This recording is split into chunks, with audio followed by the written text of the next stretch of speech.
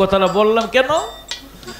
আল্লাহ নিজেই অসন্তুষ্ট হয়ে গেছে যে নবীর সামনে সাহাবারা কেন বাজে কথা বললো, আয়াতই উড়াই লয়ে গেছে গা। আর আপনারও দিক সেদিক মন দিলে আমার ভিতর থেকে গান অল্লাই উড়াই লয়ে যায়।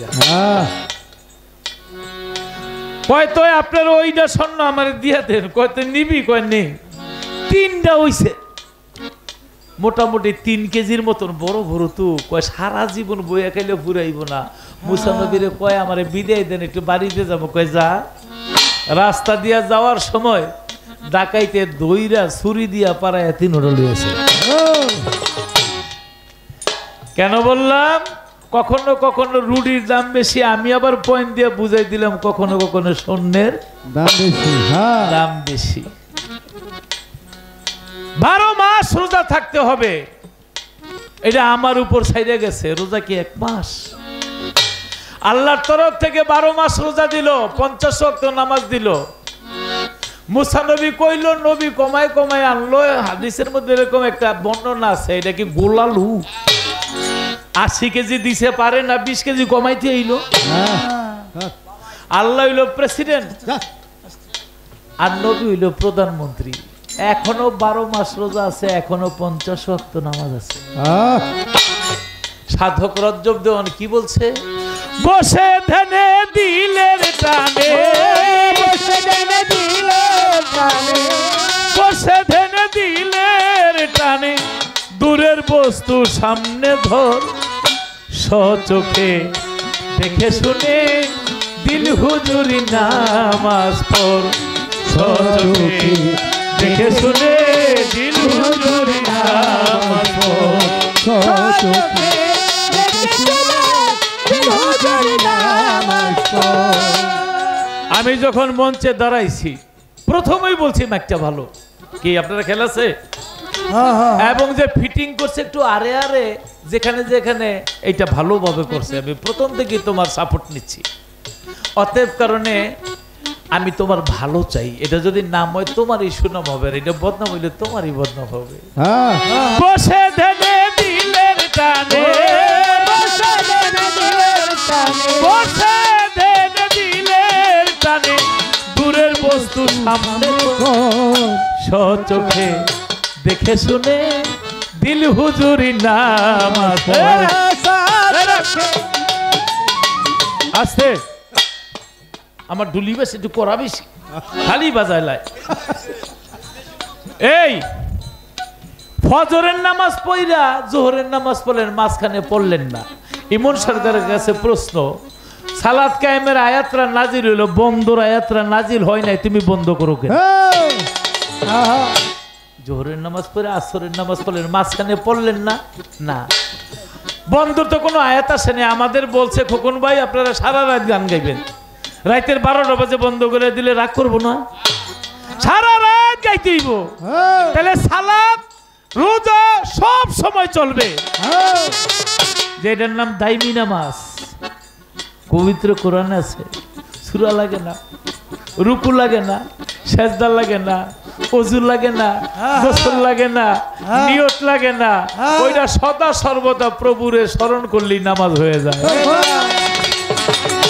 সচোখে দেখে শুনে দিল হুজুরি নামাজ পড়, সচোখে দেখে শুনে দিল হুজুরি নামাজ পড়। নামাজ অর্থ সুন্দর বস্তু, কেবলাই অর্থ সামনে কর, তোমার হুজুরে হাজির থাকিলে, হুজুরে হাজির থাকিলে, মালিক দরবেশ ভান্ডারি সাজি থাকিলে, দেখবি নামাজ কি সুন্দর। সচোখে দেখে শুনে দিল হুজুরি নামাজ পড়, সচোখে দেখে শুনে দিল হুজুরি নামাজ পড়, সচোখে দেখে শুনে দিল হুজুরি নামাজ পড়। এই নামাজ মুমিনের মেরাজ, বলছে দিনের পয়গাম্বর। আসসালাতুল মেরাজুল মুমিনিনা, মেরাজুল মুমিনিনা, হাদিসে এলো খবর। সচোখে দেখে শুনে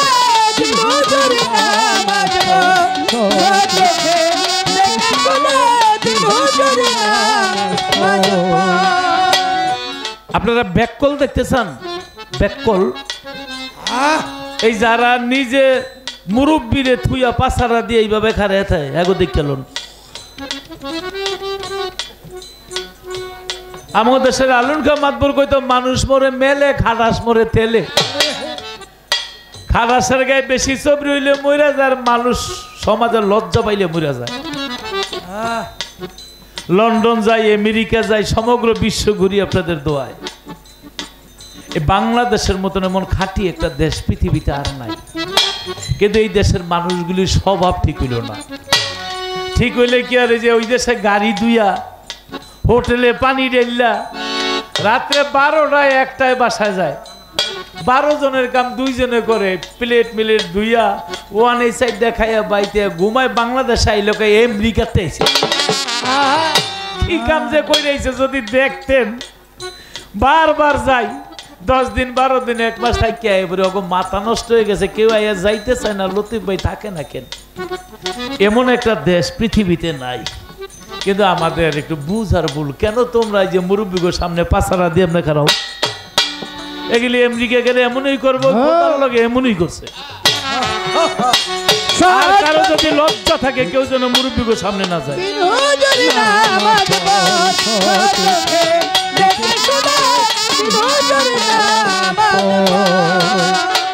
রজব কই নামাজে বসে আত্মাকে আহতি কো,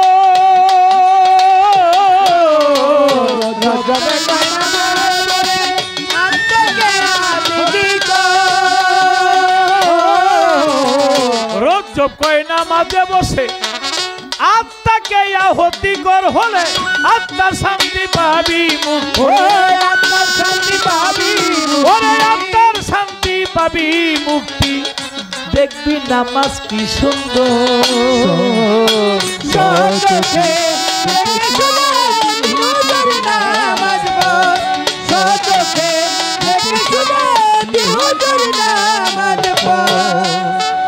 একটা লাউয়ের গল্প দিছে আমার বাজানে,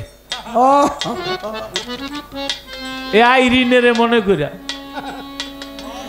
কে জানো, অস্ট্রেলিয়ার মধ্যে গায়ের প্রতিযোগিতা হয়, কারো গায়ে দুধ হয় 42 কেজি, 40 কেজি, 45 কেজি, কিন্তু এক বাঙালি গাই লয়ে গেছে হইছে 1.5 কেজি। একটা গরু লয়ে গেছে, কয় 1.5 কেজি হইলো আপনার গায়ে না, গরুতে অনেক 40-45 কেজি হয়। কয় ভাই ভুল করে গাইটা তুই হাড়টা লইছি, কিন্তু হাড়ের তো 1.5 কেজি বাইর করে লাইছে। আইরিনের চিনোর নাম রাখছে আমি সাবমেরিন। ওই তোমার মতন হারে তো 1.5 কেজি বাইর করে লাইছে।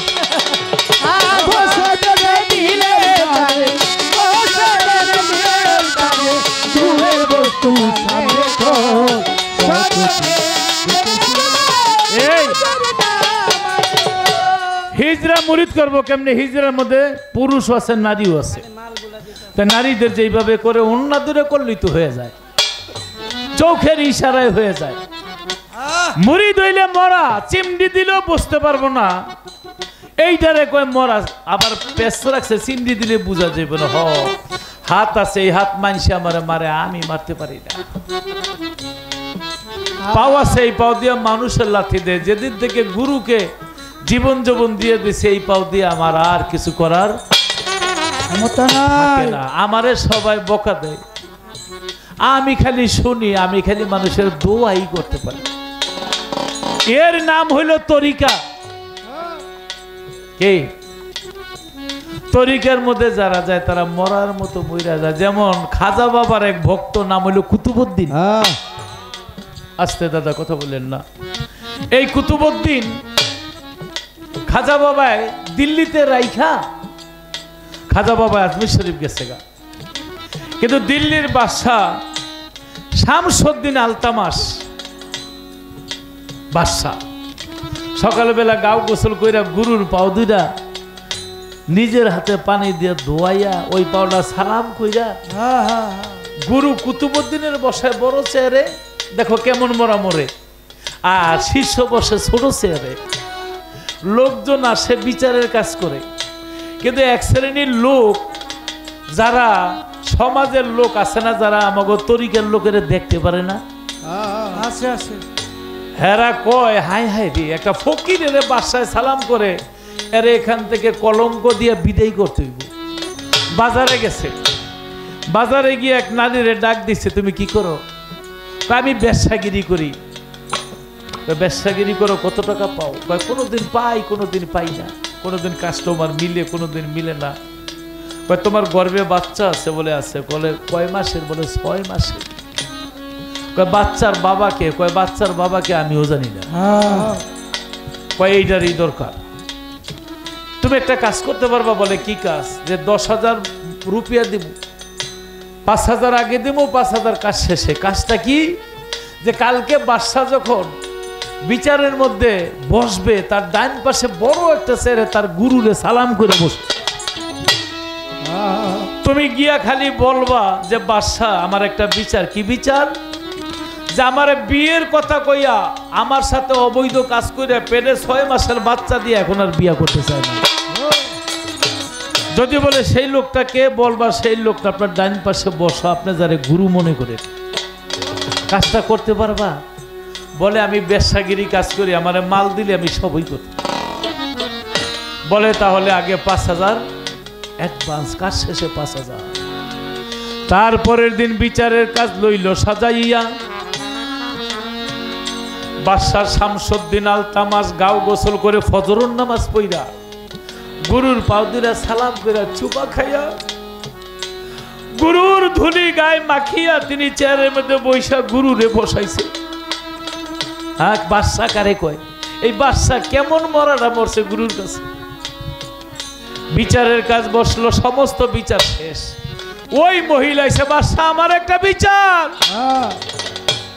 বলে কি বিচার? বলে আমার সাথে অবৈধ সম্পর্ক করে 6 মাসের বাচ্চা গর্ভে দিয়া বিয়ের কথা কয়ে আমার আর এখনো বিয়ে করে না। বাদশা বলে তরবারি লর, কন্যা না ফলাই দেবো, তার নাম বলো, কোথায় আছে ধরে নিয়ে আসো। বলে ধৈর্যান তো হবে না, আপনার আসরেই আছে। বলে কোথায়? খালি দেখাই দাও। বলে আমার ভয় লাগে। কয় তোমারে অভয় দিলাম, তুমি বলো।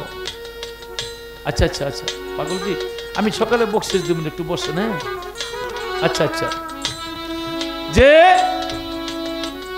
তার নাম বলো।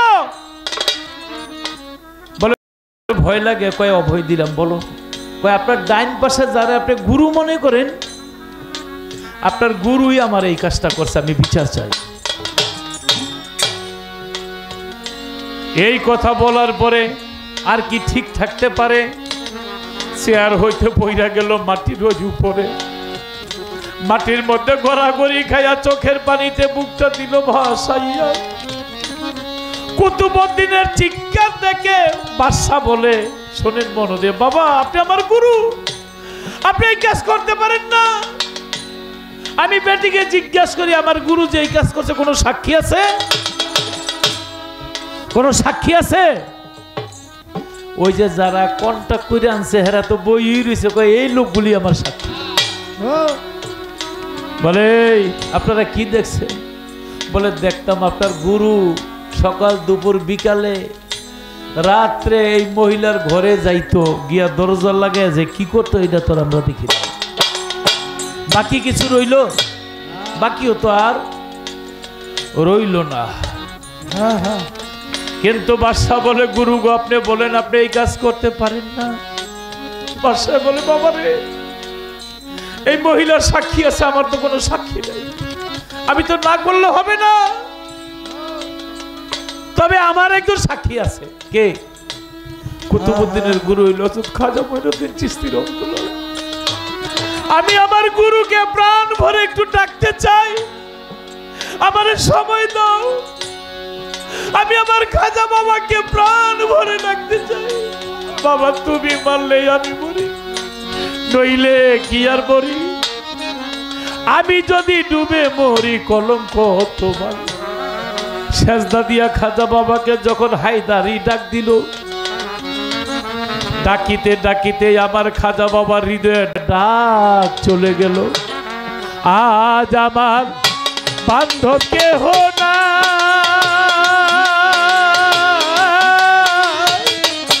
মালিক দরবেশ বাবা তুমি বিহনে আজ আমার বান্ধব কেহ না মালিক দরবেশ তুমি বিহনে দয়াল মালিক দরবেশ তুমি বিহনে আমার ডুবু ডুবু তরি কেমনে ধরি পারি ডুবু ডুবু তরি কেমনে ধরি পারি আয় ডুবু ডুবু ডুবু ডুবু তরি মাইন বাবা কেমনে ধরি পারি হাইলের বইতে খাইল রে গুনে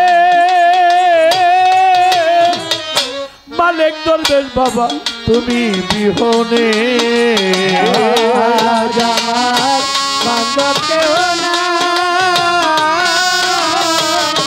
মালিক দরবেশ তুমি বিহনে দয়াল মালিক দরবেশ তুমি বিহনে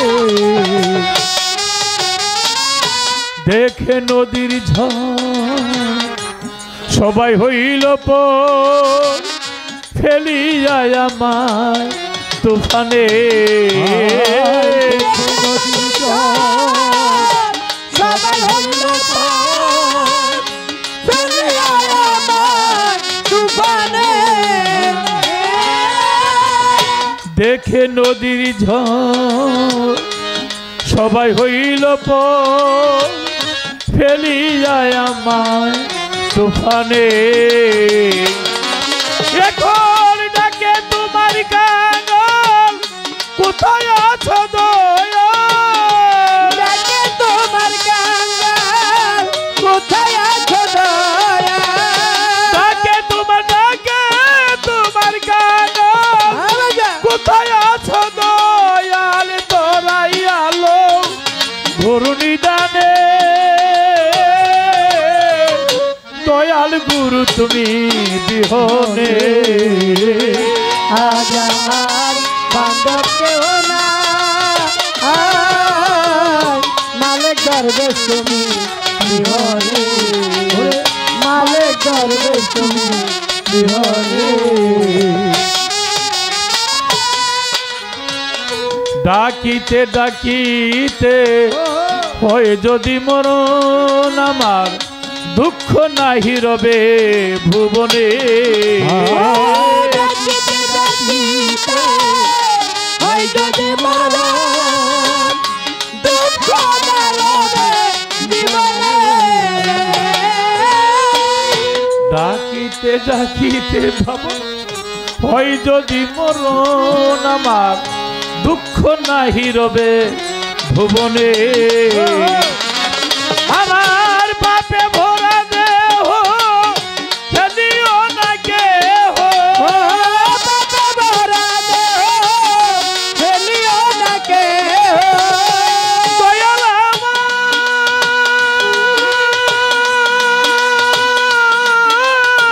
বান্ধব আমার বান্ধব রে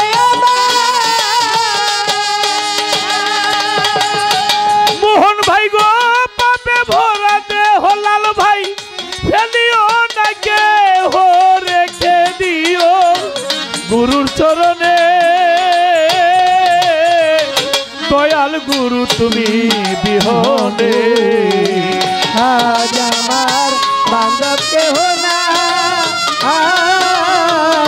মালিক দরবেশ তুমি বিহনে মালিক দরবেশ তুমি বিহনে ওই চরণের ছোঁয়ায় অমৃত সুধায় ঘুচিবে কলঙ্ক ভুবনে অমৃত সুধা মুছিবে কলঙ্ক জীবনে ওই চরণের ছোঁয়ায় অমৃত সুধায় ঘুচিবে কলঙ্ক ভুবনে ভেবে কইল দীপ সরকার দয়াল কইল জান হলে আমার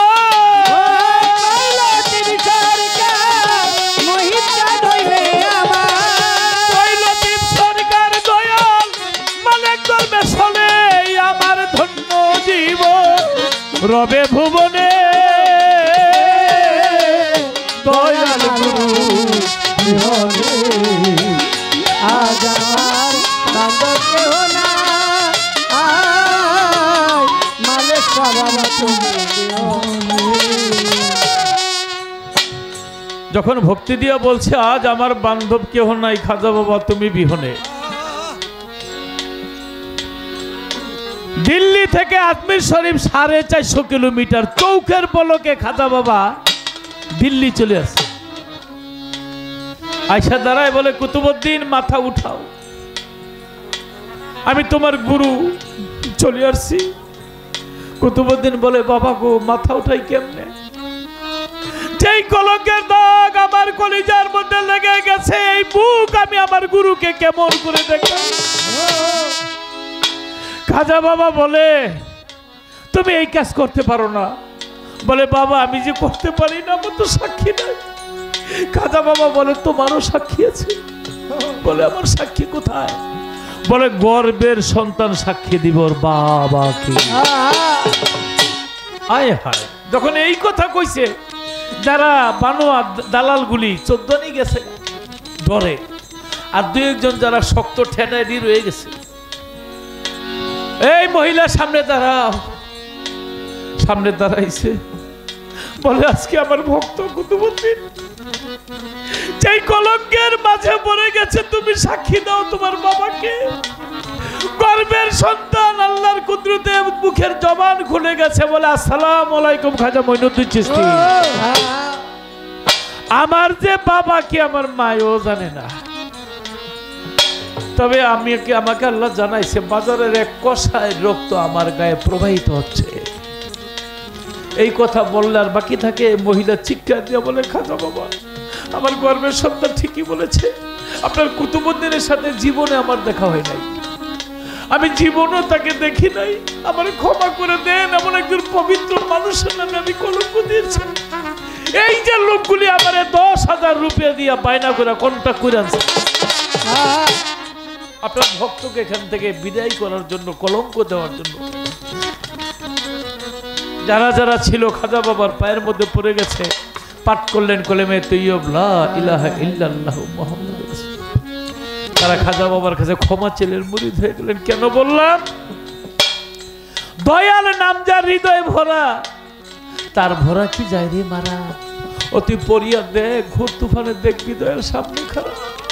ইমন বলে চোখের পানি আসলো কেন? বাবা রে বয়স কিন্তু 56 চলছে, 40 বছর যাবৎ গান গাই, জীবনের রং রসের অনেক গান গাইছি। এখন আমি ডাইনে দেখি আমার গুরুকে, বামে দেখি আমার বয়ন বাবাকে, সব সময় আমার গুরুকে আমি দেখি আমার মালিক দরবেশ। সমস্ত পৃথিবীর গুরু এক, দেহ কেবল ভিন্ন। আমি আমার মালিক দরবেশ বাবার ভিতরে আমার মঈন বাবারে পাই। এই প্রেমে যারা মজে গেছে তারা কোনোদিন দুনিয়ার রং রসে থাকতে পারে না। ধনী মানি পায় না তোমায়, পায় গরিব কাঙালে, হাসিতে নেই খুশিতে নেই থাকে চোখের জলে। হাসরের দিন আমার নবী দাঁড়ায় রয়েছে, দোজখ খালি সামনে আসে। নবী বলে আল্লাহ দোজখ এদিকে আসে কেন? বলে আপনার উম্মতকে গ্রাস করার জন্য।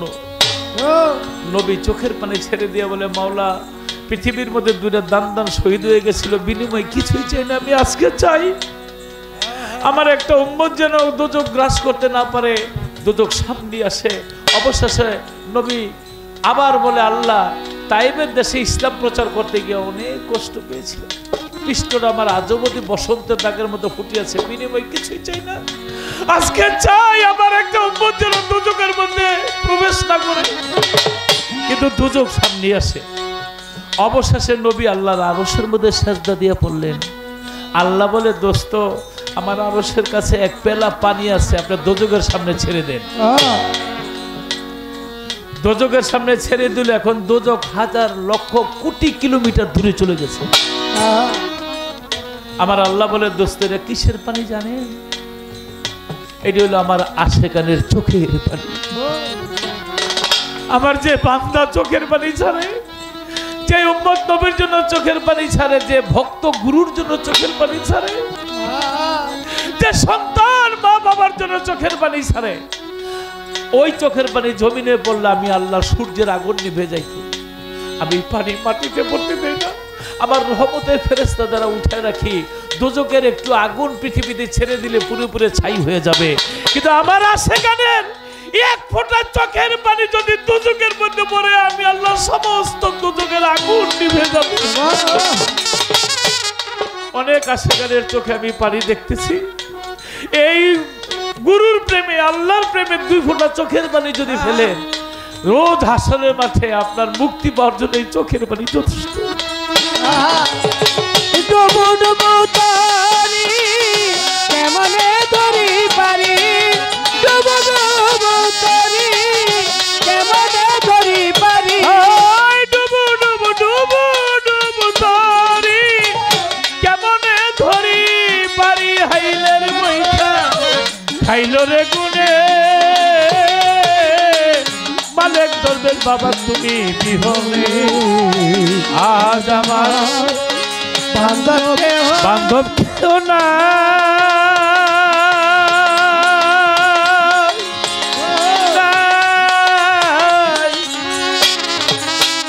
আমার মইন বাবা তুমি বিহনে, আমার মালিক দরবেশ বাবা তুমি বিহনে।